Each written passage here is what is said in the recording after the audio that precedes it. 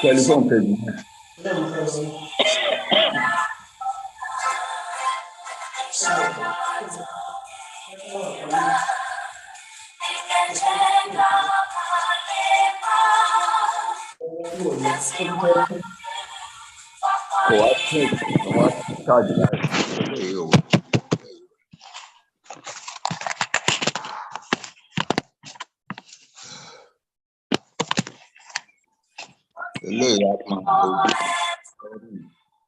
Mo fẹ́ tó fóònù yẹn wá lórí ìkókó kú jàre.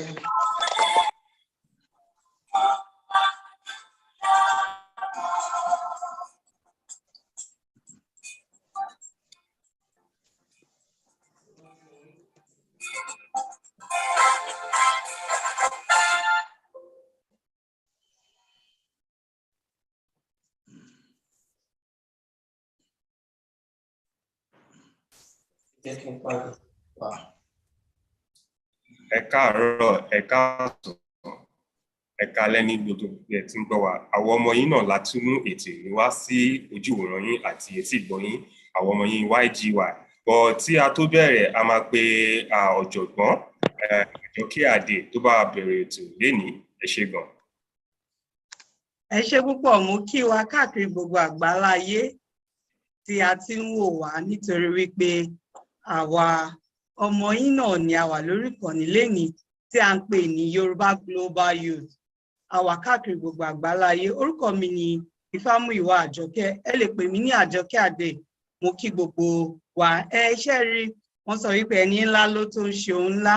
Àwa mẹ́ta ni a ó máa ṣe onígbọ̀wọ́ ètò ilé ní ìyẹn ni Ọ̀gbẹ́ni Owólabí, èmi Àjọkẹ́ Adé àti Òjó. Wọ́n ní Òjó sí nílé ọmọ ẹdìẹ dàgbà, wọ́n ló máa ń tẹ ọmọ ẹdìẹ pa ni. Òjó náà ti ń wọlé bẹ́ẹ̀ jọ ó ti dé. Káàbọ̀. Kí a kí grandpa wa, bàbá wa, Professor Emeritus bàbá wa Banji Akintoye. Káàbọ̀, ẹ bàbá àwọn ọmọ. Ẹ kú wájú, mo kí gbogbo yín. Mo kí gbogbo yín, ẹ kú wájú. Ẹ káàbọ̀ sà. Ẹ ṣé, ẹ kú iṣẹ́ náà. Inú wa dùn láti rí bàbá wa. Ẹ jẹ́ kí n máa fi tó wa létí wípé a wà live, pé ẹ lè gbọ́ wa ní lọ́wọ́lọ́wọ́, ẹ lè fi àwọn ìbéèrè yín ránṣẹ́ ní lọ́wọ́lọ́wọ́. Ó tilẹ̀ jẹ́ wípé àwọn ọ̀dọ́ náà gbogbo ìbéèrè táwọn máa béèrè lé ní àwọn náà ni wọ́n kó ránṣẹ́. Kí a máa kí ẹ̀gbọ́n wa Ọláyọmí Koiki Media, wọ́n wà lórí ìkànnì. Ẹ káàbọ̀ sà. Ẹ jẹ́ kí bàbá wa Heritage, the youngest old man I've ever seen. Ẹ káàbọ̀. Kí máa kí àǹtí wa Adédoyin bẹ́ẹ̀ ni. Àǹtí Doyin, welcome. Ṣe dáadáa ní ṣọ́kọ̀ òjèpo. Kí a máa kí gbogbo àwa tí à ń gbọ́ wa ní ilé, gbogbo àwa tí à ń wò wá lórí ìkànnì YGY, wò wá lórí ìkànnì Koiki Media, wò wá lórí ìkànnì Heritage Television, àtàwa tí à ń wò wá tí à ń gbọ́ wa lórí Dudu Spirit, the first and only Pan-African radio. I am going to stand as an independent broadcaster tonight, representing the world, and we are bringing something very different today. Ẹ má gbàgbé wípé Dudu Spirit is a Pan-African media house tó jẹ́ pé àwọn nǹkan tí àwa ń gbé ṣe ó tún yàtọ̀ díẹ̀ nítorí pé wọ́n ní ajíṣe bí Ọ̀yọ́ là ń rí, Ọ̀yọ́ ò ṣe bí bàbá ẹnì kọ̀ọ̀kan. Àwa ní ìkànnì tí ó ń fi ohùn Áfíríkà ránṣẹ́ sí gbogbo àgbáláyé. A wà ní ìlú Washington tí a kalẹ̀ sí. Lẹ́ni yìí, a ó máa ṣe ní aláfibọ̀ ni nítorí pé ó ní àwọn kan tí wọn ò gbọ́ èdè náà tí wọ́n ń gbọ́ wa tí wọn ò gbọ́ gbédègbẹ́yọ̀. Olúwa kúkú fún wa ní èdè tiwa káàkiri gbogbo àgbáláyé. Ẹ jẹ́ kí n máa rán kí àwọn èèyàn wa, àwọn GYY, that is the Global Yoruba Youth. Ẹ̀yin náà ń wò wá lọ́wọ́lọ́wọ́ báyìí. A kí yín káàbọ̀, a kí gbogbo wa, a kí onílé, a kí àlejò, a kí gbogbo àwọn ọ̀dọ́ tí a ò tiẹ̀ tí ì gbọ́ nípa wọn àtàwọn tí wọ́n múra láti lè kàn sí wa. Àwa náà ṣe sáàkì yín o. A kí bàbá wa, a kí àwọn Yorùbá Kingdom TV, a kí Yoruba self-determination movement. A kí gbogbo wa lẹ́lẹ́gbẹ́jẹgbẹ́ lọ́lọ́gbàjọgbà tó jẹ́ wípé gbogbo nǹkan tí à ń retí náà ni kí ilẹ̀ Yorùbá kí ó dúró. Ìyàwó Onítìrí CSI a kí gbogbo yín. A sọ wípé a mọ̀ lórí o nítorí pé ò fẹ́ kí ìran wa kí ó parun, ẹ dẹ̀ fẹ́ kí ìyà kí ó jẹ wá. Mo tún rántí bàbá mi Ayílóge, mo kí yín o. Moki Wani granddaughter. Yes, I am taking after your footsteps because Baba Wailoge is a trained journalist. Our Baba wa emeritus journalist niye. Odupe àwọn náà dẹ̀ ń tẹ̀lé ìlànà yín ni. Lẹ́ni yìí kí ni à ń sọ̀rọ̀ nípa ẹ̀? Activating the greatness of Yoruba nation, building the true giant of Africa. Building the true giant of Africa. We are going to start with a question. Grandpa Babawa Banji Akintoye. Who is the giant of Africa? Who is the giant of Africa? That is the first question the youth sent. Who is the giant of Africa? The giant of Africa is about to be born. The giant of Africa was born thousands of years ago.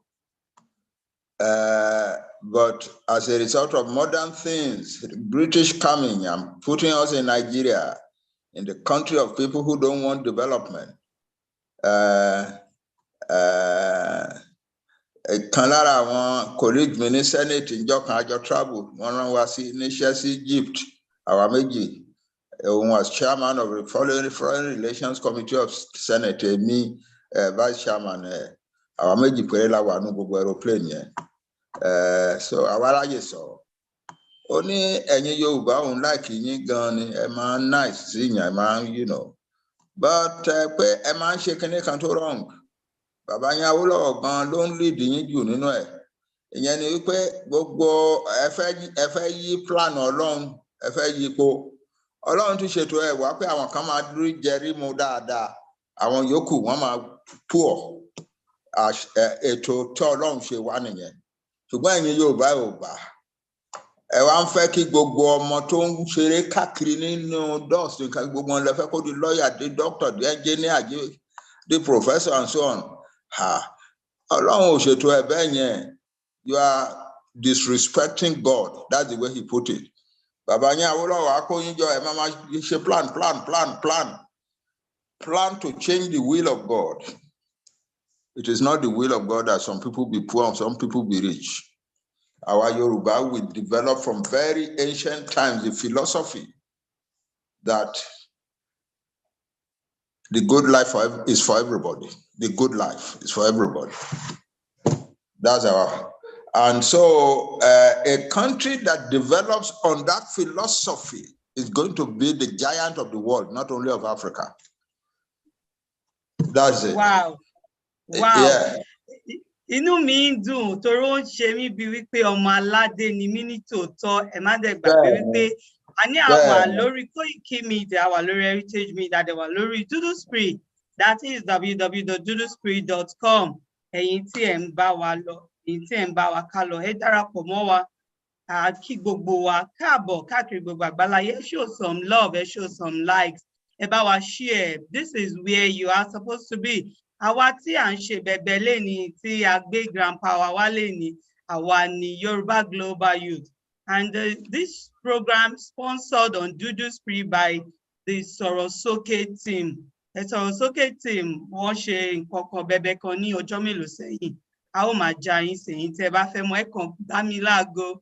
Ẹ jẹ́ kí a máa tẹ̀síwájú.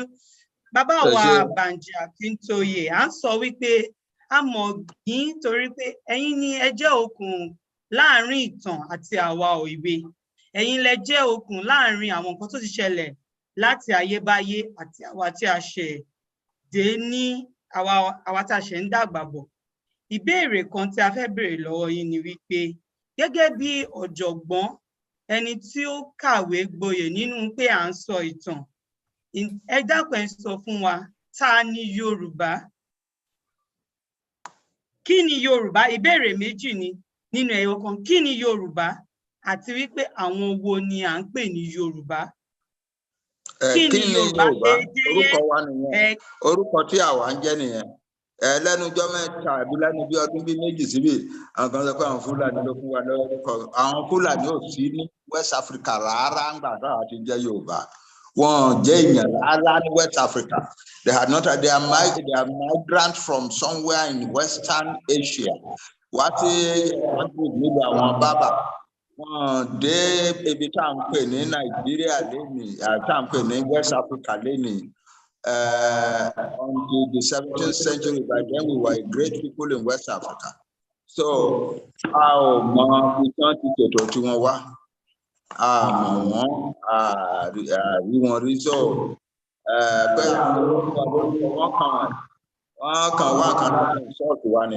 Our command listens to one. The name Yoruba, the earliest time we had the name Yoruba in writing is in a book that was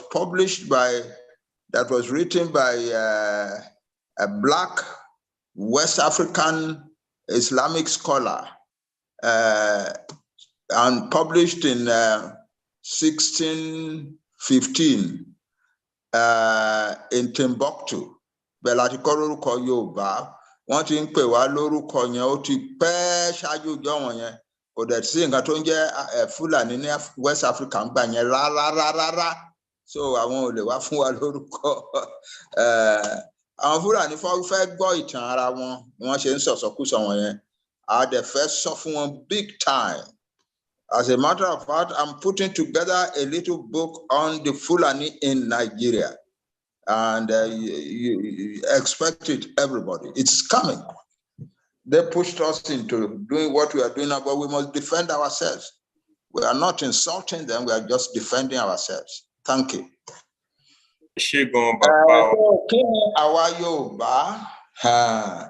That's a big one.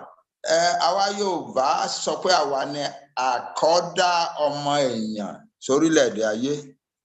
Àwa Yorùbá sọ bẹ́ẹ̀. Ó wà nínú myth wa. Our own myth of origins. Wípé ní ìbẹ̀rẹ̀ ayé ńgbà tí gbogbo omi wà lójú gbogbo ayé, Ọlọ́run Olódùmarè Ẹlẹ́dàá ó decide pé òun fẹ́ gbé life wá sí ayé. Ó wá rán àwọn alágbára kan ní ọ̀run pé kán lọ ṣe ẹni tó lead wọn wá ní Odùduwà. Ó dẹ̀ wá ó sọ̀kalẹ̀ by a chain to the surface of the earth in the place called Ife today. And he landed there with the things that he brought, some earth, some piece of earth in a small calabash, a hen, chicken, and a palm nut, okuro. Ó dẹ̀ wá sí orílẹ̀-èdè ayé, ó dá yẹ̀pẹ̀ kékeré yẹn sójú omi yẹn, ó yẹn form a little mound. Ó wá mú adìyẹ yẹn ó fi sí, ó gbélé lórí, adìyẹ wá bẹ̀rẹ̀ sí scratch here until all the colonies, until all the continents of the world were formed. And then he planted the palm nut and it sprouted and became the first tree in the world, and so on. And he himself became the father of the first people in the world, which is the Yoruba nation. That's our myth. Every great nation in the world has their own myth of origin. For instance, Adam is a myth of the peoples of the Middle East. Adam. Yeah. It is a myth created by the people of the Middle East, the Jews, the Arabs, the Babylonians, the Sumerians, and so on. So that's our own myth of creation, but so gbogbo láyé wa àwa máa ń hùwà wípé àwa ni aṣáájú ẹ̀dá, àwa la aṣáájú ọmọ ènìyàn lórílẹ̀-èdè ayé. Àwọn missionary kan tó wá sí Yorùbá land ní 19th century, wọ́n ní tí èèyàn bá dé ìlú àwọn Yorùbá, tí èèyàn bá dé Ifẹ̀ especially, iṣẹ́ tó ń ṣe máa ń yọ̀ mọ́ yàn. Àbí pé nǹkan tó dẹ̀ ń jẹ́ kán yọ̀ mọ́ yàn bẹ́ẹ̀ ni wípé àwọn welcome àwa tá kì í ṣọ́ ara wọn. Àwọn wá lè funfun èèyàn ò mátà, ṣùgbọ́n àwọn welcome wa wípé we have come back home. We have come back home. So àwọn welcome wa pé Ife is the home from where all human beings went out, all human groups were.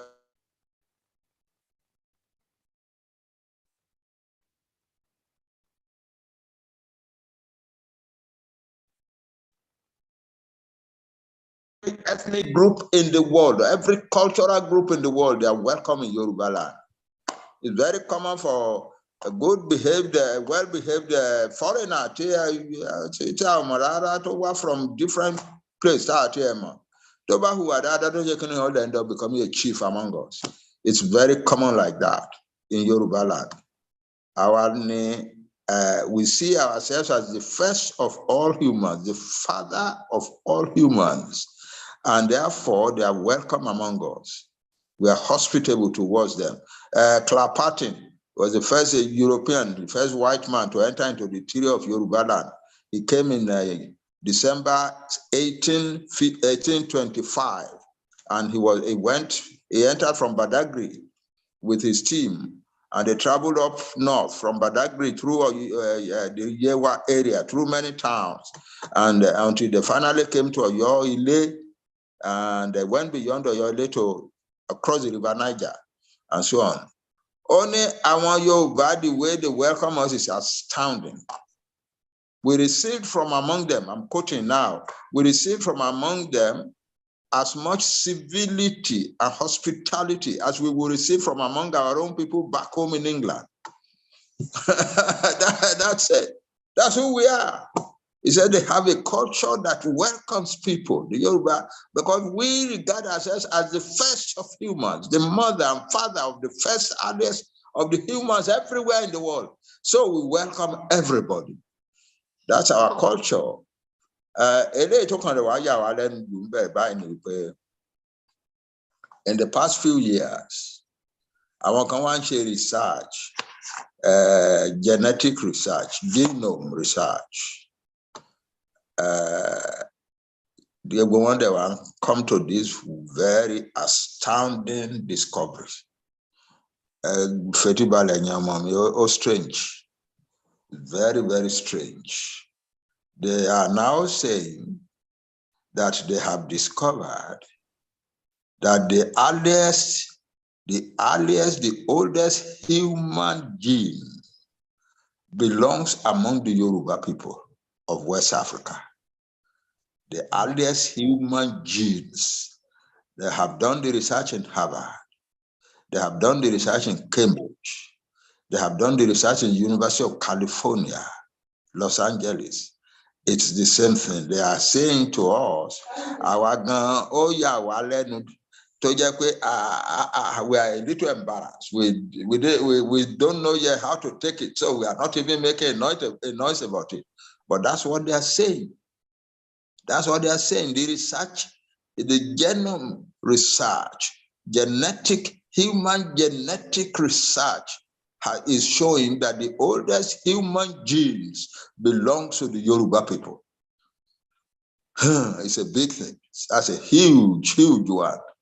Tobaya Amabashi Maparu Empire. Show my Toba Bank and to Dade, Yalawa, Coco Bale, Kilele, our Yoba, Oshinya, our Taja intellectuals, and Belelowo, Oshin Joe Alowa, really, that the Yoruba people have the oldest human genes on earth.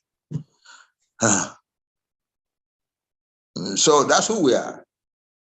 We are the first of humans.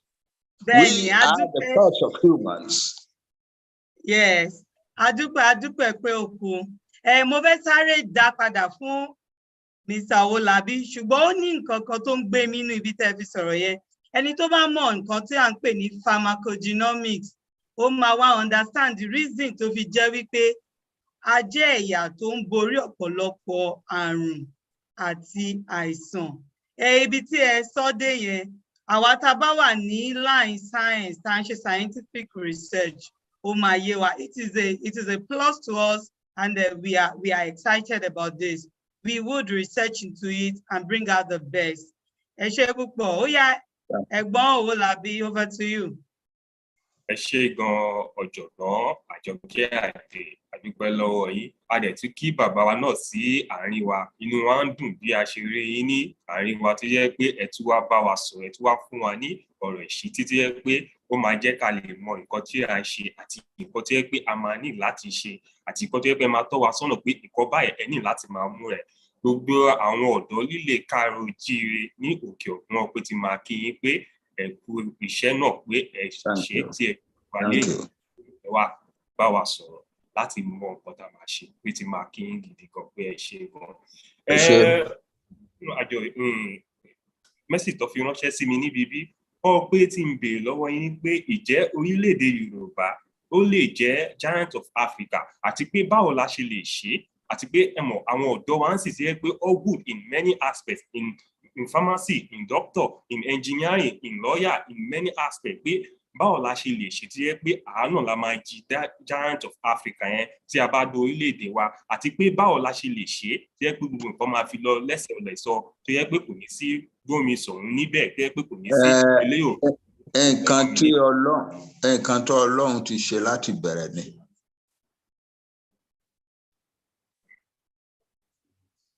In the history of Black Africa, àwa Yorùbá nìkan la jẹ́ an urbanized people. We started to build our first cities, the city of Ile-Ife, in the 9th century AD, and between then and the 18th century, we built tens, probably hundreds of cities and towns all over Yoruba land. Kò sí any other part of Africa to rebel. No other part. No other part. Clapatin tí mo ló wọ Badagry tó ti Badagry wọ Yorùbá land ní 1825 yẹn. Ó ní ibi ìdàbí pé kì í ṣe ara Africa. There are towns, large and well-populated towns from this area, from section to section, and they are also close. He said, when you are leaving a Yoruba town and the noise is receding behind you, the noise of another town will be welling up in front of you. That's how close the towns were. Said, especially if there was a market day going on, market was going on in that town, the noise of the market would be like the roaring of a great sea. Àwọn Yoruba towns in habit láyé ìgbà wọn yẹn tá máa ní night markets. Àwọn lọ́jà the regular market. Wọ́n ti wá láàárọ̀, wọ́n ti kẹ́rù wọn, wọ́n ti lọ ní nǹkan bí aago bíi 6, wọ́n ti park, wọ́n ti lọ. Then about 3 hours later, ní nǹkan bí 9 p.m. àwọn tó wá sí ọjà alẹ́ àṣẹwà máa dé, wọ́n àṣẹwà máa sọ, wọ́n máa tẹ́rù wọn and so on. It's unbelievable. Some of the things that our people did are astounding. Night market. Clapatin, when you are approaching any of their night markets, it's like you are approaching a sea of stars. Why? Because every trader atan epo atupa fitila epo one tan sig goods one kan ba fi ri nǹkan tó ń tà. So when you are coming from a distance and you see the whole market in front of you, it's like you are approaching a sea of stars. It's like an unearthly scene. That's who we Yoruba are, you know. Ọlọ́run ti ṣe wá láti bẹ̀rẹ̀ ká jẹ́ giant for Africa. But then we made a mistake. Ara nǹkan tí mo fi máa bẹ̀ ní ọ̀dọ́ nìyẹn. We made a mistake. A jẹ́ kí òyìnbó conquer wa in the last years of the 19th century. And the moment who conquer gbogbo wa náà wá fúnra wa la lọ ṣe friend pẹ̀lú wọn, she signed treaties with them. The only Yoruba major town tí wọ́n conquer ní Ìjẹ̀bú-Òde. But ìjọ tán lọ attack Ìjẹ̀bú-Òde yẹn. Kálàwà Yorùbá kálà careless ká kó gbogbo agbára tá ní jọ kò sí any power anywhere in Europe tó lè conquer wa. Because as of that date, the Yoruba people had seasoned armies, numbering nearly 500,000. Nearly 500,000. Ibadan had 80,000 in Ikirun. Ekiti-Parapo had about 50,000 to 60,000 in Imesile. Ibadan had another 30,000 in Oru. Ijebu, they had about 30,000 in Oru. Ijebu, they had about 60,000 at home. Molema Katititeba Krogogo was a little over 500,000. And all of them were seasoned. These are soldiers that had been fighting for many decades. And they were mostly armed with the most sophisticated weapons of the time. Because Arani and the trade in the world was bringing the guns to us, and we were buying.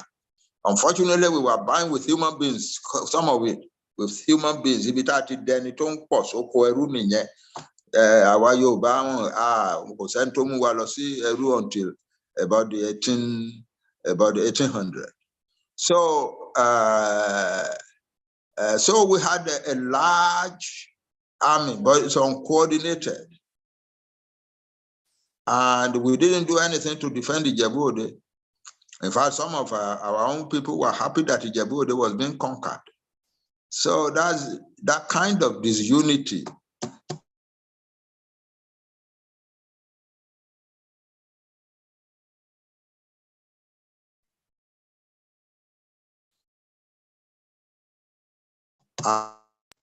Jack have find a way to get rid of it among us. Let the Yoruba nation be Yoruba nation. We're a very strong nation. Let us show that strength in unity, through unity. So we are a great nation. And when we have a country which, by the grace of God, is going to be soon, then we must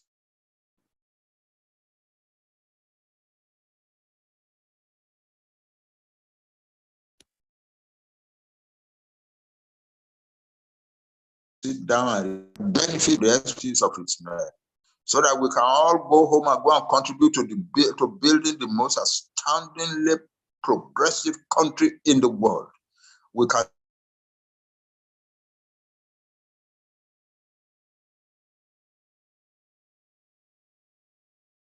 do it. We it to be able to do it. And God will guide you. I have just finished writing a book. It's about 900 pages on the Yoruba nation.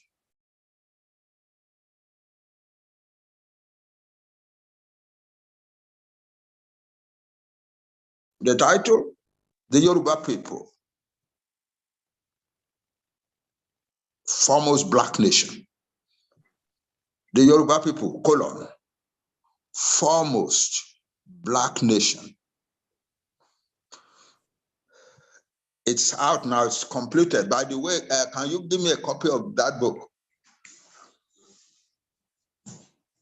It's here. It's the advanced one or two advanced copies reached me a few days ago. Well, we are lucky. Yoruba Global Youth all the way. The unveiling of the great book. Oh yeah, support all the way. I'm so excited today. You know me, Benny.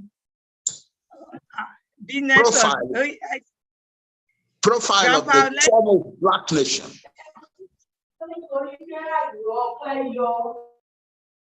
That is it. So we are the foremost Black nation. Now we want to free ourselves from what the British pushed us into.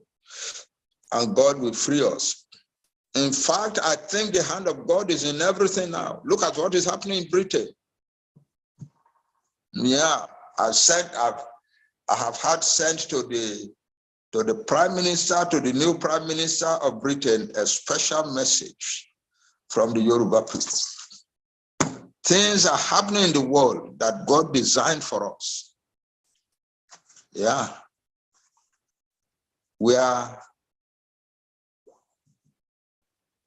the foremost black nation. That's who we are. We are not bragging. It is the truth.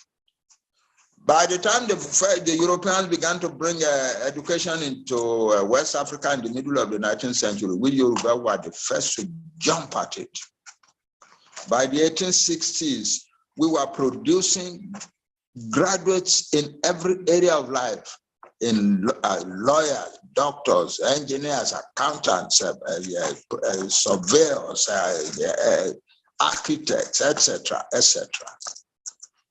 The first newspaper to be published on the continent of Africa was published in Abeokuta in 1859.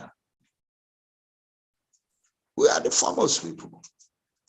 I don't think there is any question about that. And we are not bragging when we say so. We are just making a statement of fact. What does that mean? A lot of work. A lot of work. Baba Awolowo ngbata data UPN in 1979, 1978, 1979. Baba walk into a committee room, nibitati in shape data ti walata rotan kawa jeunta down tashan shape. Lo Baba ne epele nyomo. Yes, this is great. This is good. Because if they give us a chance to run this country, we are ready to work until it hurts. We are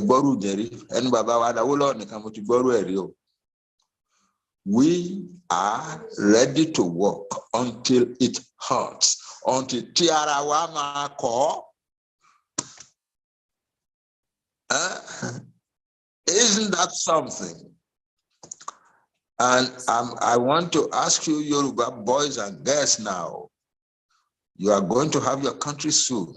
Brace up, tighten your belts, and be ready to work to make it a great country. You will be ready to work until it hurts. All the petty little divisions,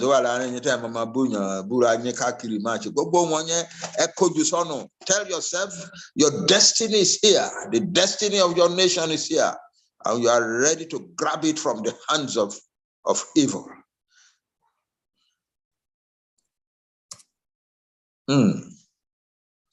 I feel. Thank you so much, sir. Enlightenment here from what as a black nation. We are a great black nation. Of course, you are not a great black nation, you are the great black nation. Yeah. Inú àwọn ọ̀dọ́ inú wọn dùn gidi gan pẹ̀lú àwọn nǹkan tí ẹ̀ ń sọ fún wa pẹ̀lú ọ̀rọ̀ ìṣítí tí ẹ̀ ń sọ fún wa tẹ́ ẹ jẹ́ ká mọ̀ pé no, we need to stand by ourselves, we need to love each other, we need to embrace ourselves. Wọ́n dùn gidi gan èyí pé a máa jà èyí ìgbọ́ yìí pé a ní láti mú kúrò ńbẹ̀ inú wọn dùn gidi gan. Òun náà lẹ ti gbọ́ nílé yẹn ẹ̀yin ọ̀dọ́ tí bàbá wa ti ṣí wa létí papọ̀ ọ pé ìfẹ́ àti ìrẹ́pọ̀ òun ló ń ṣe gbogbo. Wọ́n ti sọ fún wa pé a ní láti nífẹ̀ẹ́ ara wa, a dẹ̀ ní láti ṣèfẹ́ ara wa, tá lè fi mú gbogbo nǹkan tí a ń gbèrò tí a dẹ̀ ń lépa láti jẹ́ kó ṣeé ṣe fún wa. Ẹ jọ̀ọ́, ẹ jẹ́ tá lo advice tí bàbá wa tí ó sọ fún wa ní èní pé a ní láti ṣe ìmọ̀ kan, a dẹ̀ ní láti nífẹ̀ẹ́ ara wa. Ẹ ṣé gan bàbá wa, inú wa ń dùn, ẹ ṣé gidi gan tí ẹ wá sí àárín wa lẹ́yìn tẹ́ wá sọ àwọn nǹkan tí a ní láti mọ̀ fún wa, inú wa ń dùn gidi gan. Ẹ ṣé gan sà. Inú mi dùn, ẹ ṣé. Yes, sir.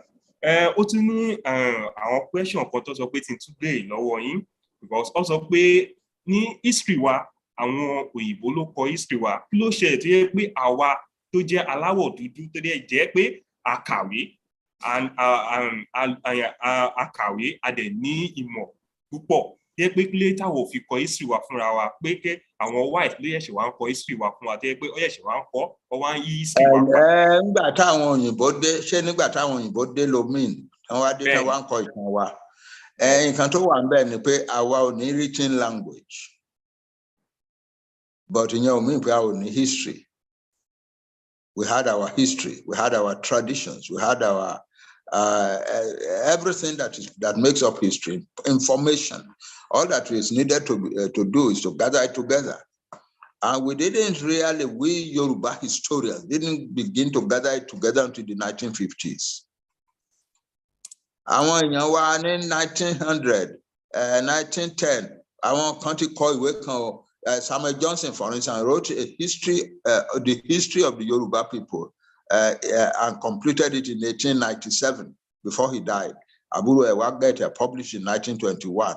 So I think one Atundaolu wrote a history of orílẹ̀-èdè Yorùbá, ìtàn Yorùbá àtàwọn orílẹ̀-èdè wọn, history of the Ekiti, history of the Ìjẹ̀ṣà, history of the Ọ̀yọ́, history of the Ìjẹ̀bú, and so on and so on. So there were many stories, there are many books before the 1950s. But when the 1950s came, something happened, something very big. People began to recognize àwọn òyìnbó kan sọ pé rárá àwọn dúdú ò ní wọn ní history. Because they had no writing, therefore they had no history. That people begin to have history when they begin to write. One Cambridge professor, our students, we want to be taught African history. Oh, and what do you mean? There is nothing like African history. The history of Africa is just gyrations of fun. So why you unlearn? There's no African history. People do not have history until they begin to write. It is now that we have taken writing among the Black people that they have history. But in 1950s, our people went seriously into the study of our history. And we developed methods of reconstructing African history. Europeans African historiography. I am one of the first graduate students in the history of the world that was taught African historiography. That is methods, scientific methods of reconstructing African history. That's what it's called, historiography. And I, because of my writings in it, because of the books that I wrote after that, I became one of the leading scholars of African historiography in the world. And because the conference don't share anywhere in the world. Someone can invite me to see whether it's in Asia or in Europe or in America or South America and so on, Brazil, Argentina, etc., in Barbados, in the West Indies, and so on. Yeah, we now know how to write our history. I will advise, I will look at some of the books that, look at Samuel J.F. Adeajayi's history of Yoruba Christian missions. Look at Anyadele's history. Look at my Revolution and Power Politics in Yoruba land, 19th century. Look at my history of the Yoruba people. Look at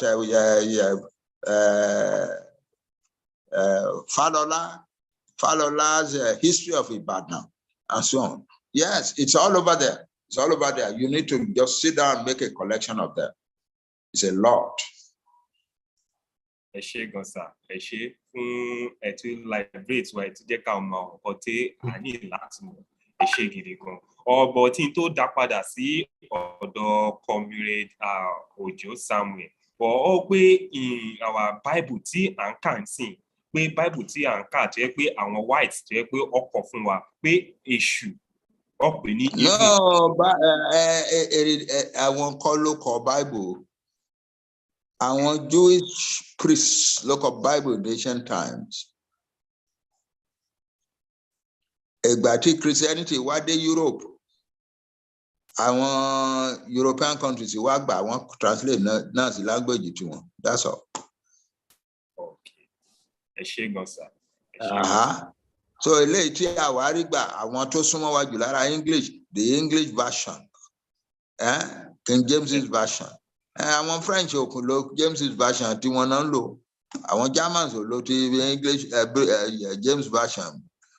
So táwọn tí ó colonize àwa làwa kọ́kà àwa náà wá translate sí Yorùbá language tiwa Bíbélì mímọ́ yeah. Yes, sir. Aha. Bàbá wa inú wa dùn. Ó dẹ̀ pé ìbéèrè yẹn wọn ò béèrè ẹ̀ tó bó àwọn ọ̀dọ́ ṣe ń fapá jánu wípé bàbá ńlá bàbá wa èṣù wọ́n ń pè ní Sátánì nínú Bíbélì. Báwo ni èṣù ṣe dé inú Bíbélì? Tó jẹ́ wípé Ògún Ọya tó bá yá ẹ̀yin náà ni it is the work of your generation.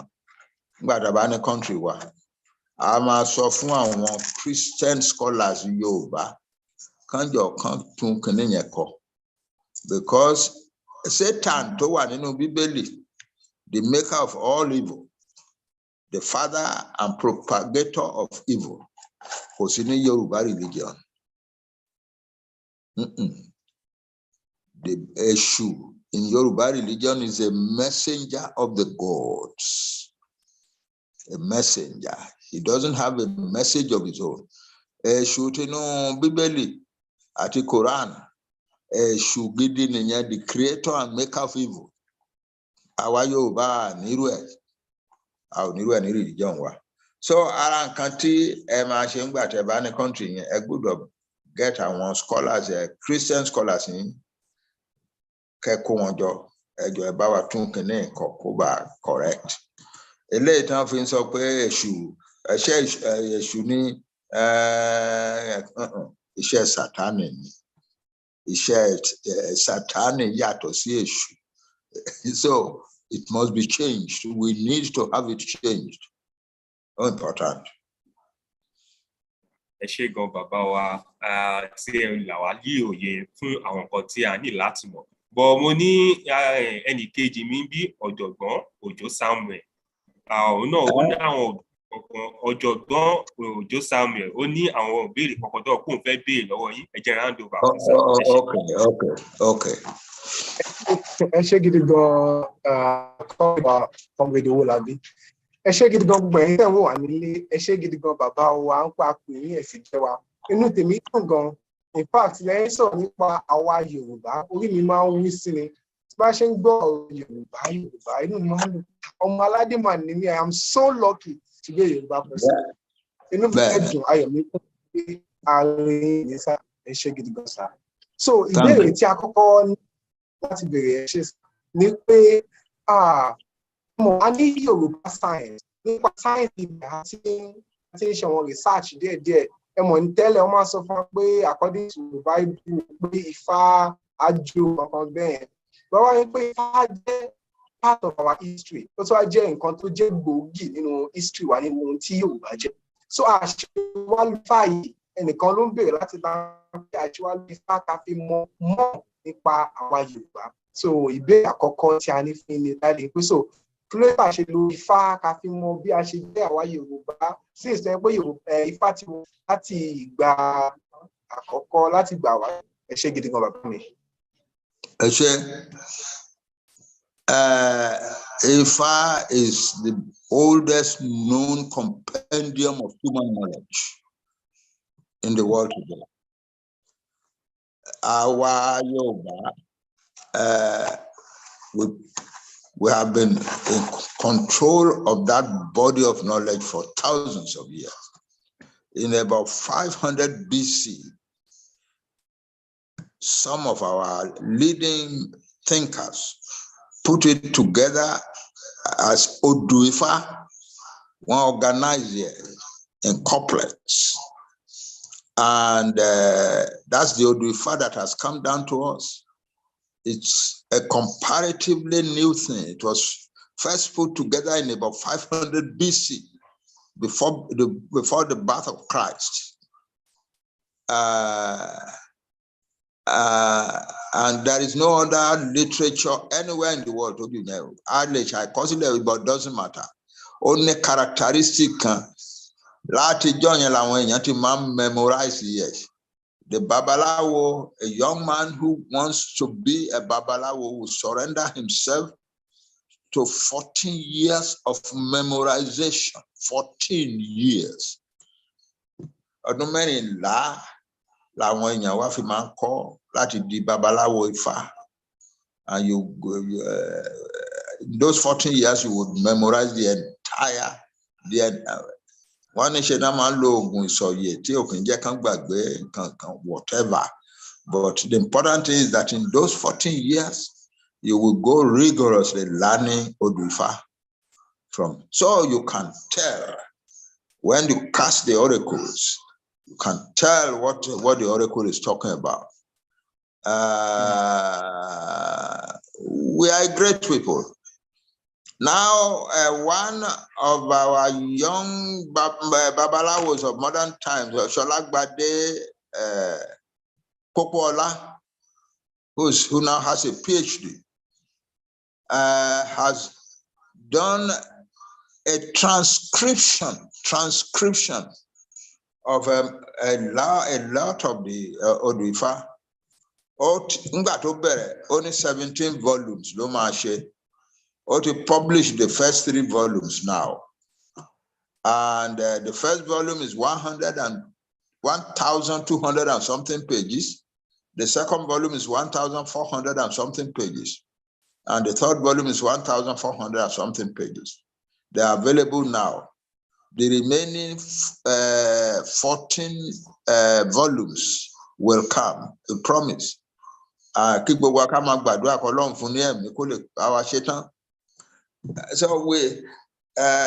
and he's also writing a book which he says will serve for the Yoruba religion what the Bible and the Quran mean to Christianity and Islam.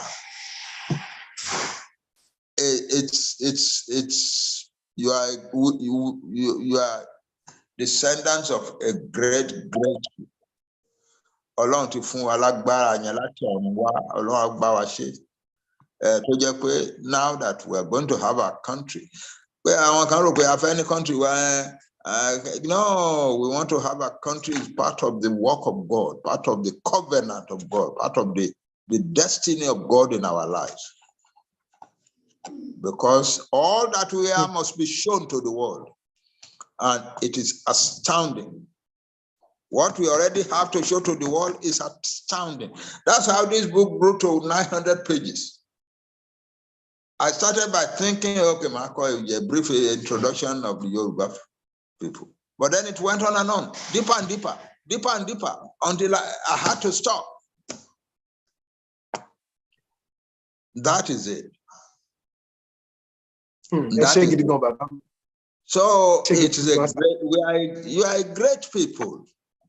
And you must be ready to show it off. But that means, as I said, soberness, unity, hard work. Yeah, soberness, unity, hard work. Yes, sir. I wish I were younger, much younger. Came in 31, 32. Kajama ready for the next 2 or 3 months. Tamane country along so that I can be part of it all. But unfortunately, I'm already an old man. Mama enjoy sitting in the backyard of my house, install a little shed there, put in television and watch my boys and girls surprising the world. Okay. All right. Thank you, sir. Thank you, sir. So, I too fẹ́ béèrè ìbéèrè kan tó tún wà níbí. Àǹtí mo pé Yoruba nation by we are the greatest in Africa. Ní àgbáyé dẹ̀, a fẹ́ fi hàn pé àwa ni number 1, àwa la tóbi jù lágbàáyé. Torí pé Èdùmàrè ó dá wa ní àkàndá ènìyàn, àkàndá nation, ẹ jẹ́ ká lò bẹ́ẹ̀. So, Èdùmàrè ti dá wa in a very special way. So I feel pé báwo ni how soon la máa bẹ̀rẹ̀ sí ní greatness yìí, how soon ni gbogbo greatness yìí máa manifest, tá ṣe máa show the world, tá ṣe dá tó lélẹ̀, bí a ṣe dùn tó lélẹ̀. So how soon ni sà, ṣé blueprint ẹ̀ ti wà lẹ́yìn ni pé ó yá nǹkan tá máa kọ́kọ́ ṣe, tá máa ṣe ìgbésẹ̀ báyìí la máa gbé. So nǹkan tí a tún fẹ́ mọ̀ ní bàbá mi, ẹ ṣé gan sir bàbá wa.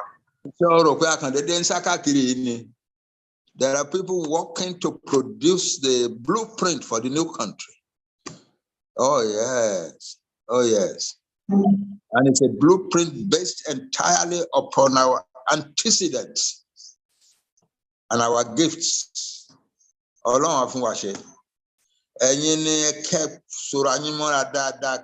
it to work and let the world see the miracles that are inherent in the Yoruba nation. Yes, a blueprint is being written, so they call it manifesto, whatever they call it, a blueprint of the Yoruba future, of the Yoruba nation is being produced now. Okay. Yeah. Okay. ẹ ṣé gidi gan. So ó dà pé ẹ̀gbọ́n mi Owólabí wọ́n ní ìbéèrè kan fún bàbá mi. Wọ́n ní ìbéèrè kan, so Comrade Owólabí ó di ọwọ́ yín sà.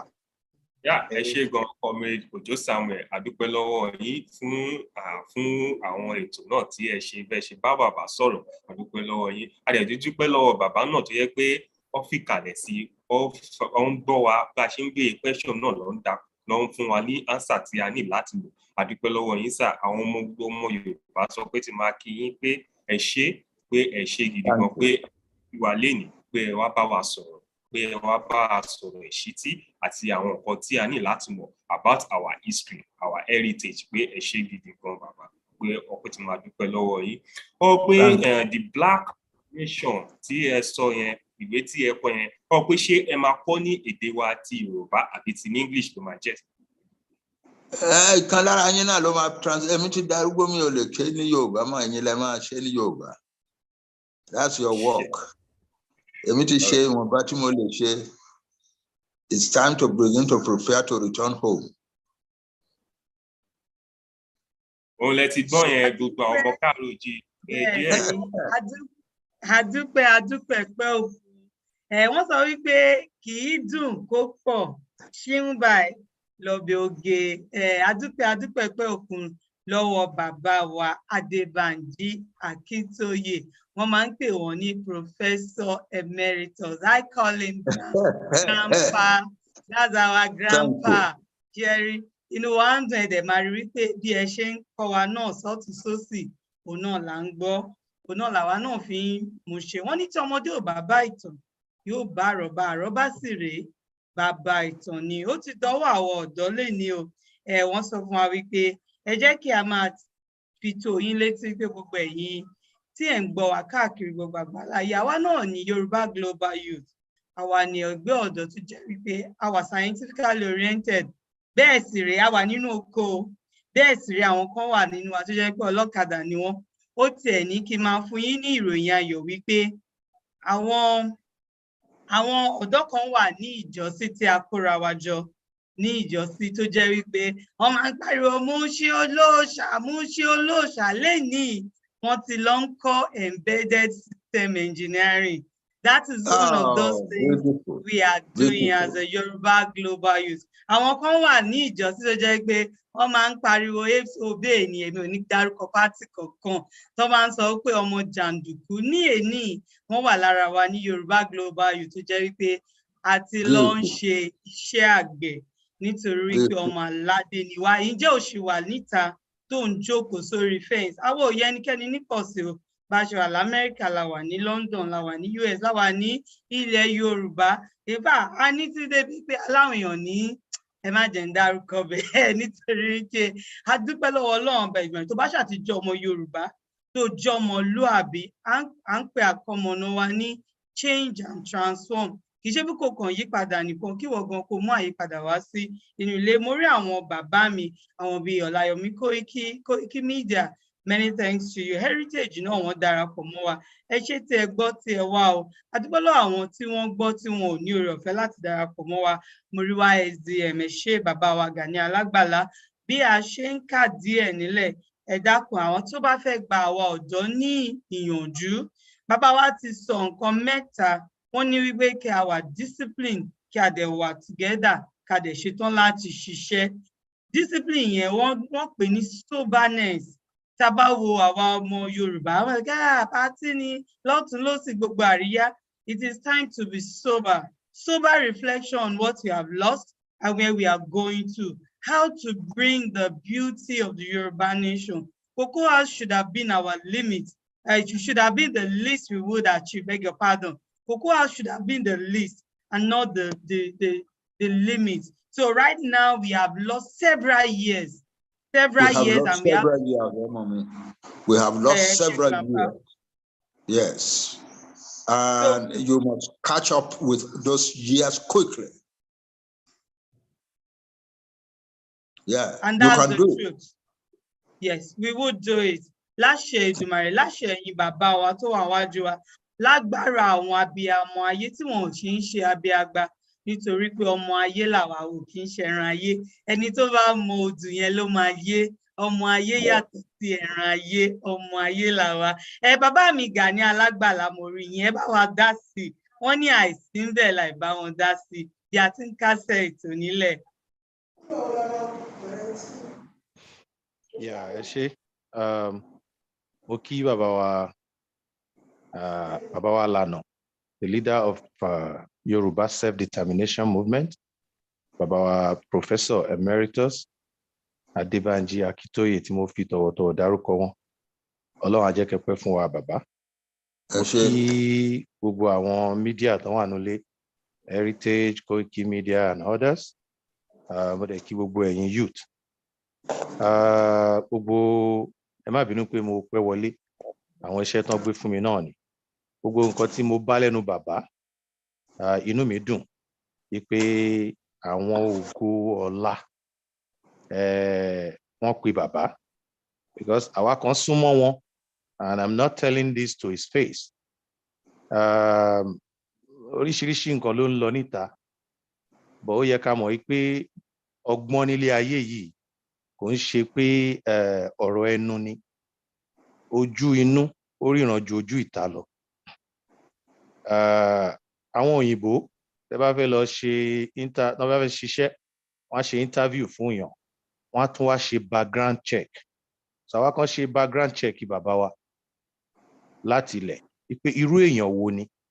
So a wò wọ́n láti First Republic, ìgbà tó di pé gbogbo ẹ̀ ń dàrú, lẹ́yìn tó ṣe senator tó ní irú wọn ṣẹ̀ṣẹ̀ wá lọ sí ìlú òyìnbó, teaching young people from all over the world ní America for 25 years. As of 1999, nígbà tán ṣe arúmọjẹ democracy, with àwọn nǹkan tí bàbá ti ní nígbà tán ti bẹ̀rẹ̀ pẹ̀lú àwọn Awólọ́wọ̀ ní reputation. Tẹ́ bá yọ 1999 up till today, amòye year tó jẹ́ náà. Tá bá yọ kù lọ́jọ́ orí wọn, is still around the age tán jẹ́ pé àwọn náà lè jáde pé àwọn fẹ́ dá sí nǹkan tó ń ṣẹlẹ̀. But wọ́n lo opportunity yẹn náà. As a matter of fact, some of us knew that it was called by some of these people tó wà ní realms of affair lónìí nílẹ̀ Yorùbá, but he chose to remain láti máa ṣe iṣẹ́ ọwọ́ wọn tí wọ́n yàn láàyò gẹ́gẹ́ bí akẹ́kọ̀ọ́ àgbà. So wọ́n wá di age tán wà yìí, Ọlọ́run wá preserve wọn. Ẹ wòye meeting tán ṣe, ẹ wòye presentation tán ṣe every day. So for somebody to now tell us pé àwọn history yẹn ká erase ẹ̀ ní bá a ṣe máa wò wọ́n, regardless of àwọn ẹsẹ̀ míì tán bá gbé, táwọn èèyàn rò pé àbí bàbá ò gbẹ́sẹ̀ yìí dáadáa. But àwa wo record yẹn, we can erase that. Àwọn Yorùbá dẹ̀ wá ń sọ̀rọ̀, wọ́n ní ẹ wo àtúbọ̀tán èèyàn. Téèyàn bá jẹ́ alábòsí, tí onítọ̀hún bá bẹ̀rẹ̀, ó lè lówó, ó lè ní ọmọ, ó lè ní so many achievements. But towards the end of the life, kò lè láyéláyé avoid nǹkan tó ń pè ní karma, táwọn Yorùbá ń pè ní àtúbọ̀tán. Ó dẹ̀ mọ̀ wípé a lè wò nínú àwọn ex-president ní Nàìjíríà tó yẹ pé bóyá ọjọ́ orí wọn ò tó bàbá. They may not be able to stand up anymore. Mi fẹ́ máa dá orúkọ. So ìyẹn máa fi hàn wá pé báwo ni bàbá wa yìí, báwo náà ṣe lo ọjọ́ orí wọn. Inú mi kàn wá dùn yìí pé Ọlọ́run ṣẹ́ irú wọn kù láti jẹ́ role model fáwa kan, pàápàá àwa ọ̀dọ́, tírú wọn bá ti lọ ni wọn ò pọ̀ lórí ilẹ̀ mọ́ láti máa fún wa ní àwọn nǹkan tí à ń gbọ́ lẹ́nu. So many ìtàn lèmi ti gbọ́ lẹ́nu bàbá, so many things ni mo ti mọ̀ nípa Yorùbá. So inú mi dẹ̀ dùn sí because Yorùbá ní culture kan táwọn bàbá wa bá ní nǹkan lọ́wọ́ wọ́n á máa wò bóyá làákàyè àwọn ọmọ yẹn ti débi ká béèrè. They want to pour the wisdom, but wọ́n á wò pé táwọn bá kàn fún wa láì béèrè àti ìmọ̀ value nǹkan yẹn nìyẹn. But when we seek, inú wọn á dùn, wá ní ó kárí ọmọ yìí ti béèrè, wọ́n á ṣẹ̀ṣẹ̀ wá sọ fún wa. So irú nǹkan tẹ́ ń ṣe yìí is really good. Ọlọ́run á bá preserve bàbá, because there's so much tá a ṣì lè gbà lọ́wọ́ wọn. Is a father to emulate. Yes. Bẹ́ẹ̀ni, ẹ ṣé gan. bẹ́ẹ̀ni, ẹ ṣé Thank you púpọ̀. very much. Mo rí ìyá mi Adédoyin nínú ilé ní ìṣẹ́jú kọ̀ọ̀kan kí a tó wá kọrin àsíá orílẹ̀-èdè Yorùbá bí a ṣe ń kásẹ̀ nílẹ̀. Ṣùgbọ́n ẹ má jẹ́ kí a gbàgbé wípé a wà live lórí www.duduspree.com bí a ṣe ń sọ. This is the first and only Pan-African radio tó jẹ́ pé àwọn ọ̀dọ́ òun lè àdá sílẹ̀. Ọlọ́run ló fún wa ní oore ọ̀fẹ́. Yoruba Global Youths náà ló ń ṣe bẹ́ẹ̀. Ẹ jẹ́ kí a sọ fún yín pé lè follow wa lórí social media handles wa. YG Youth lórí Facebook, Twitter, Instagram, YouTube live lọ́wọ́lọ́wọ́ báyìí nítorí wípé àwa náà là ń ṣe bẹ́ẹ̀. Ìyá mi Adédoyin, ẹ bá wa sọ̀rọ̀ fún àwọn obìnrin, ṣé ká máa lọ sí party every Saturday? No, Ankara ò jẹ́sẹ̀ mo. Ṣé yẹn ló dẹ̀kun àbí ká ṣe bẹ́ẹ̀? Ìyá mi Adédoyin, are you there, please? Okay, ó yẹ gbé sókè. Thank you so much for bringing our father here. Every time it gives me joy, and I just can't wait to Kinjoko see EBS and just sit down and endure and just take all the wisdom. I'm so grateful. Baba, every morning, Tibaji, Bishen Losun, Bishen G, I'm thinking of Tiba Baba Leshe, Kilemi She as a youth. I have to do something. If he can do it at this age, who am I? Tani me that I cannot do more. So Baba gives me motivation. And as a woman, on embrace you as a youth, on embrace you, encouraging us every day. He's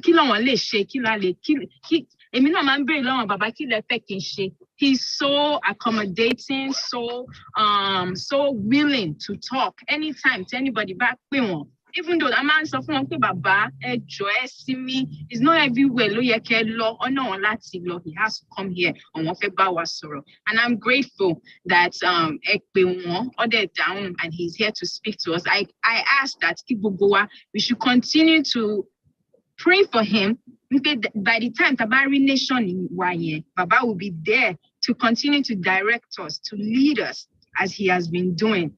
As a woman, Professor, from all the women out there, all the Omoluabis out there, it all begins at home. Kama saw history Kama Kawani national anthem at such a young age. National anthem Kama Kawani history. Gems like this are very rare. We should replay it for them. We should replay it for them. Air in on different platforms and teach our children our history, because our Nicola saw history. No one else can tell us our own history. We should be replaying it to our youths, to our children, so they will never forget. Again, thank you so much for having us on the platform. Thank you so much. Thank you so much. Thank you. That's a big sister I can't do without. Yes, I appreciate it. You see, if you are looking for perfection, you better make Auntie Doyin your friend. She's gonna tell you what's fault, what's at fault, and what you need to do to make it better. Agent Sotileja, I think Egbe Sumanti, one man Sabiti, O Kudia Kato, see, Police Sabito Kudia Kato, Sifu Iniko, O Matuson Hotel, she, to Mudara. To the extent where she's been up and doing everywhere. I thank you so much. I'm excited to work with you every day. And I salute your courage. Not many women can stand like this. Heritage Television is right here. Babawa, the youngest youth I've ever seen. I call him the youngest old youth. Babawa Heritage. Say hello to the youth, please. Tẹ́ bá ṣì wà nínú ilé, okay, wọ́n wà nínú ilé. Ó yá bàbá wa, ẹ gbóhùn sókè. Bàbá, mo dúpẹ́ lọ́wọ́ yín fún pé gbogbo àwọn nǹkan tí ẹ̀ ń kọ́ wa yìí. Ó jẹ́ nǹkan tó jẹ́ ìwúrí fún èmi gẹ́gẹ́ bí ẹnìkan nítorí pé ọ̀pọ̀lọpọ̀ èèyàn ni òun nǹkan tí ẹ̀ ń kọ́ wa yìí lénìí. Ṣùgbọ́n pẹ̀lú àwọn àlàyé tẹ̀ ń ṣe fún wa, ó jẹ́ nǹkan tó wú wa lórí lọ́pọ̀lọpọ̀ nítorí pé ẹ̀kọ́ tí a kọ́ nínú ẹ̀ àti pàápàá nígbà tí èèyàn ń wo iṣẹ́ ni sà nítorí pé lẹ́yìn ètò yìí lónìí ètò tí mo ní lórí Heritage Television lénìí ní ilẹ̀ Yorùbá ibi tí a ti ṣìnà àti ọ̀nà àbáyọ nítorí pé tí a bá wo the new Prime Minister England lénìí nígbà tó fẹ́ wọ Downing Street ó kọ́kọ́ ṣe àwọn oríṣiríṣi nǹkan lẹ́nu ọ̀nà ọbẹ̀ tí ó lè pè ní ìṣẹ̀ṣe tìlú ẹ̀ ìṣẹ̀ṣe tìlú yẹn ló máa ń gbèyàn mi ò rò pé ìṣẹ̀ṣe ìlú onílùú lè gbé ẹnikẹ́ni ó lè gbé ọmọ ìlú bòmíì tíjà bá ṣẹlẹ̀ nísìnyí ọmọ Yorùbá ilẹ̀ Yorùbá ò lè lọ gbọ́ ọmọ Ìgbò bẹ́ẹ̀ náà ní ilẹ̀ Haúsá ò lè wá gbé ọmọ Yorùbá ẹ̀kọ́ tó yẹ kí gbogbo wa ká kọ́ nínú nǹkan tó ń ṣẹlẹ̀ lágbàáyé lé nìyẹn nígbà tí Queen ní England a rí tí wọ́n mú ẹran funfun bọ̀lọ̀jọ̀ dání tí wọ́n mú lọ tí ẹ̀kan bá dọ́rọ̀ ẹ̀wò nílẹ̀ wa gbogbo nǹkan tó yẹ ká fi ṣe ọ̀ṣọ́ gbogbo nǹkan tó yẹ ká fi ṣe ká máa fi appraise àwọn onílẹ̀ ilẹ̀ Yorùbá àmú gbogbo ẹ̀ àkódà sínú òkun àwa ń tẹ̀lé àwọn nǹkan tí ò yẹ kí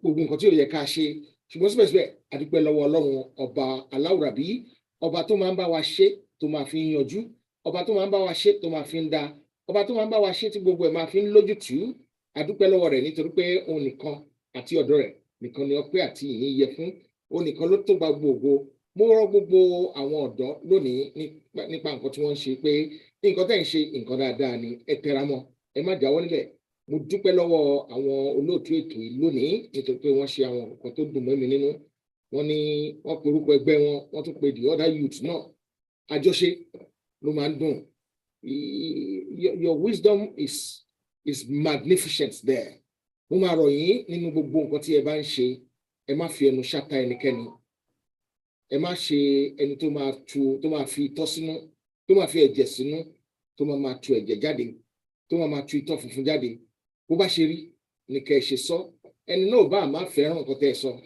ṣùgbọ́n Ọlọ́run Elédùmarè ó dá mi lójú pé ó rí inú yín ó rọ́kàn yín ó dẹ̀ máa dá yín láre fún gbogbo nǹkan tẹ́ ẹ bá ṣe ọ̀rọ̀ mi ò jù lọ mú kí gbogbo àwọn ẹlẹgbẹ́ mi pàápàá jùlọ bàbá onígò dúdú àti onírùngbọ̀n funfun yẹ̀wùkẹ́ tó wà lẹ́gbẹ́ mi lápá ọ̀tún mo kí yín pé ẹ kújọ́ mẹ́ta ṣáláàfíà àjíǹde ara máa jẹ́ bàbá mo kí yín náà ọláyẹmí pé kí mo kí ẹ̀yin náà gbogbo ẹ̀yin tí mi lè dárúkọ GY Media mo kí gbogbo yín Ọlọ́run yóò máa gbà fún wa Ọlọ́run yóò máa fún yín ṣe ojú òní tí yín ẹ ṣé mo dúpẹ́. Ẹ ṣé púpọ̀ bàbá wa. Sister Àjọkẹ́ Adé. Yes sir. Èmi náà ẹ fún mi láàyè mo fẹ́ fi Uncle Adé sí sport kan ni. No, you're gonna call each other after this program, sir. Okay. You sure? I think it's worth clarifying. Uncle Ade doesn't mind. No, please. Uncle Ade. Ẹkújọ́ mẹ́ta. Mo mọ̀ yí pé media ní and as a media any right láti cover anywhere tẹ́ bá fẹ́. Ṣùgbọ́n a rí àwọn nǹkan kan tó ń lọ ní ẹnujọ́ mẹ́ta yìí. Ó wá ṣe wá láàánú pé ẹni tó ń speak ńbẹ̀ wọ́n ń dá orúkọ yín. Ẹ jọ̀ọ́, is it possible ẹ ti mọ nǹkan tí mò ń sọ lójú wa ń bí àti bàbá bóyá ẹ lè ṣàlàyé fún wa lórí ẹ. Gani Alágbàlá. Ẹ jẹ́ kí sáré bá wọn ṣàlàyé ẹ̀sà àǹtí mi ẹ jẹ́ kí n bá wọn ṣàlàyé. Ẹni sùúrù bàbá mi ẹ máa ṣàlàyé we would talk about that ṣùgbọ́n a fẹ́ release the grandpa kan lọ rest so a máa wá ṣe meeting lẹ́yìn meeting bàbá ẹ mọ̀ bá ṣe máa ń ṣe ní YSDM now after party we will do it we're going to do it so now the beauty is YGY, we are on Twitter, we are on Facebook, and we are live on YouTube now. Please, you want to hear the after party? You know me tell the baba mi wa, after party, ẹ bá wa show love and like, ẹ bá wa share, ẹ bá wa love, ẹ bá wa ṣe ohun gbogbo. Ẹ dákun ẹ follow wa nítorí wípé àwa náà ni ohun Africa, àti gbogbo àgbáyé lápapọ̀. ẹ̀gbọ́n mi ẹ mọ̀ pé àwọn kan wà tó sọ pé bàbá mi àwọn kan máa tó sọ pé uncle wa ẹ̀gbọ́n mi Ọláyọmí Kóìkí ẹ̀gbọ́n it's your turn sir could you please speak to us. Mo kí bàbá Alànà lóye krọ̀lẹ́ bẹ́ẹ̀ ni mo kí gbogbo àwọn ọ̀dọ́ tó ń bẹ ní ilẹ̀ Yorùbá màá sọ pé kó má sú wa kó má rẹ̀ wá live freedom or die freedom is worth it. 1969 òun ni crowd ten rí lẹ́yìn mi that's the kind of crowd I want to see nígbà tí àwọn bàbá wa bá ti pè fún rally ẹ ṣé gan ni. Wow. Wow. Yes, that's concise, that's precise, and it's straight to the point. You can do it. We can do it. We will do it together. Adúpẹ́ bàbá wa Banji Akintoye, Professor Emeritus. Èyàn kọ́ tẹ̀ pé wọ́n lánàá, ṣé kí n já yín sẹ́yìn youth, wọ́n ní Emeritus, mo ló tẹ̀ Yagamari Qatar Airlines. Professor Emeritus, don't mind me. We thank you so much for your support, for your love. Ìgbà tí àwọn ọ̀dọ́ bá ń pè ní níwájú lẹ́yìn máa ń dá wa lóhùn. Jẹ́ kí n wá fi okay after party ti bẹ̀rẹ̀ lẹ́yìn after party a máa wá kọrin àṣẹ orílẹ̀-èdè Yorùbá tàbí wá máa káàdì ẹ̀ nílẹ̀. Bàbá mi Gani Alágbàlá ìbéèrè tẹ́ fẹ́ béèrè yẹn àwọn ọ̀dọ́ wọn tẹ̀sí sọ pé Àjọkẹ́ Adé you better let them ask we wanna hear. Okay, it's time for that. Okay. Yeah, Uncle Ade, ẹ bá wa clarify torí àwọn èèyàn wa máa bẹ̀rù pé Global Heritage wà bí wọ́n wà pẹ̀lú wọn ni lè lọ́bẹ̀ kẹ́ cover but mo rò pé opportunity lè lè sà so I hope you don't mind. Ẹ ṣé. Okay, mo dúpẹ́ lọ́wọ́ yín pé ẹ béèrè ìbéèrè yẹn ṣùgbọ́n nǹkan tó dá mi lójú ni pé bí Alágbàlá ṣe mọ̀ mí bí ẹni mọ̀ owó ó dà ní pé ẹ mọ̀ pé wòlíì ni mí mi ò dẹ̀ ń ṣe wòlíì Jésù wòlíì ilẹ̀ Yorùbá ni mí. Nǹkan tó wà nínú ilẹ̀ béèrè màá fún yín ní èsì kẹ́ bá lè mọ̀ dáadáa. Number one, mo wà ní meeting yẹn kì í ṣe pé mo lọ cover nìkan nítorí pé ìgbà tí mo gbọ́ kíní yẹn lórí David Hamilton I asked a question what is all this and I called TJ and I asked him can I come I want to ask some few questions. Only question with my baby money you don't need to know my question because this is not the time. Let's get there. My question might not be something that will please you because we're not in the same camp. Right? So, and I went there, I covered, and I asked questions. And when I came back, I sent my questions, my speech that someone sent to me, I sent it to people that I think needs to know.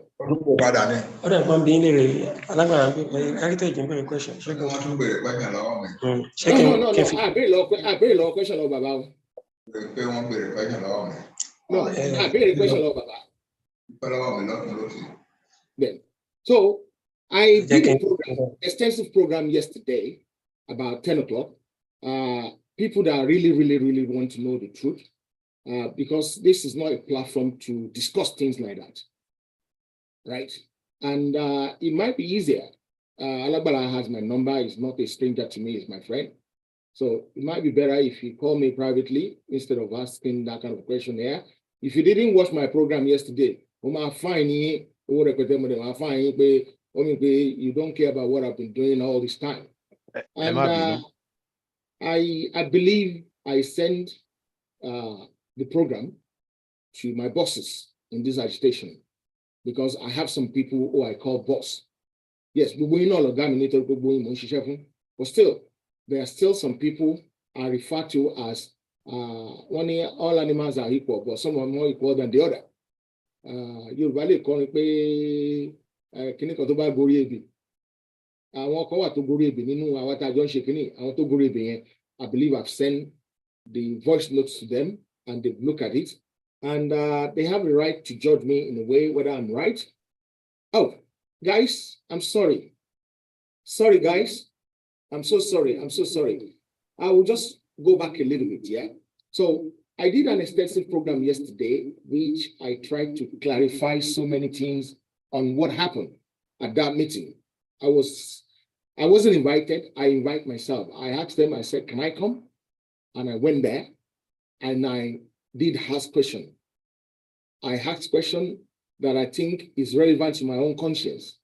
And I believe some people in this gathering knows about the question I asked. And I believe tí n bá ṣe dáadáa, ó kù mí ó kù Ọlọ́run Olódùmarè. Tí mi bá ṣe dáadáa, kí alálẹ̀ ilẹ̀ Yorùbá kó mú mi kúrò lórí ilẹ̀ ìpẹ̀ ní kíákíá, nítorí pé ìbúra tí mo bú fún gbogbo ọmọ Yorùbá nìyẹn. Ẹ ṣé. Ẹ ṣé púpọ̀ bàbá wa, àdúpẹ́.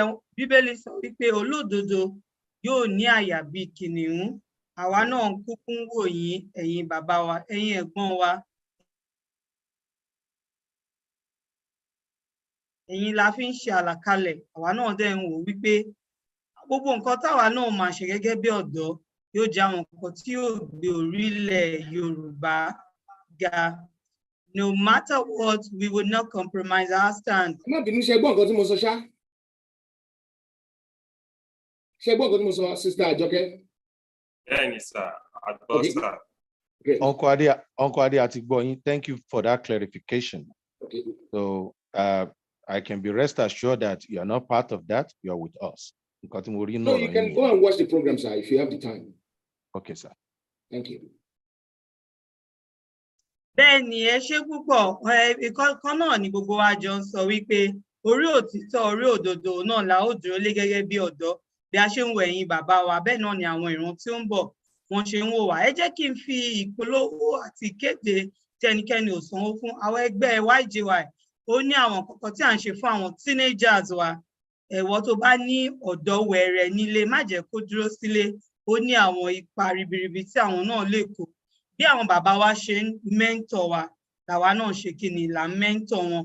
Bí a ti ń kásẹ̀ nílẹ̀, ẹ má jẹ́ ká gbàgbé àwọn ẹ̀kọ́ mẹ́ta tí bàbá wa fi fún wa. Bàbá wa Professor Emeritus Banji Akintoye, wọ́n sọ wípé kí a wà sober nínú gbogbo nǹkan tí a máa ṣe, kí a dẹ̀ rí wípé gbogbo nǹkan tí à ń ṣe a fi kò sí ojú iṣẹ́. Lẹ́yìn náà ni wípé we must be hardworking. Ibi tí à ń lọ gba gbẹ̀rẹ̀ kò gba eré. Let's be ready to take the bull by the horn. The years that we have lost, we must regain. Not we will regain. The word is we must regain. Nature, posterity, we not judge us well. If we end up becoming the Almajiri, educated Almajiri, Ọlọ́run má jẹ́. Bí a ṣe ń kásẹ̀ nílẹ̀ nítorí pé ọmọ tí wọ́n bí nínú ìṣìnì mímu sọ pé ṣebí ire mẹ́ta làwa ń wá, àwa ń wówó, àwa ń wọ́mọ, àwa ń wá àtúbọ̀tán ayé. Owó, ọmọ àti àtúbọ̀tán ayé kò ní gbẹ̀yìn lọ́yìn gbogbo lọ́rọ̀ gbogbo wa láṣẹ Èdùmàrè. As we are living now, wrapping up, we will be hosting YSDM. Cherry, we will be hosting YSDM next week. Get set. We're gonna ask them questions. Google questions here. YSDM, they are coming next week. We are giving them public invite. Baba mi Gani Alagbala Ebawa invite one. We will write letter. YSDM, we want to see you. The youth want to talk. All the questions, all the barriers, please compile them and send them to us. We will ask.